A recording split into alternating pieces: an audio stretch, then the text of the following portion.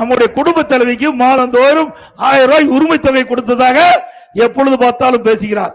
என்ன ஆட்சிக்கு வந்த உடனே கொடுத்துட்டாங்களா? இல்ல. இங்க இருக்கின்ற நம்முடைய தாய்மார்கள் படுகின்ற கஷ்டத்தை பார்த்து கொடுக்கல. தொடர்ந்து பிரதான எதிர்கட்சி அனைத்து இந்திய அண்ணா திராவிட முன்னேற்ற கழகம், நான் பிரதான எதிர்கட்சியுடைய தலைவராக இருக்கின்ற அண்ணன் சட்டமன்ற உறுப்பினராக இருக்கிறார். இன்றைக்கு அண்ணா திமுக சட்டமன்ற உறுப்பினர்கள் 28 மாசம் தொடர்ந்து சட்டமன்றத்தில் அழுத்தம் கொடுத்தோம்.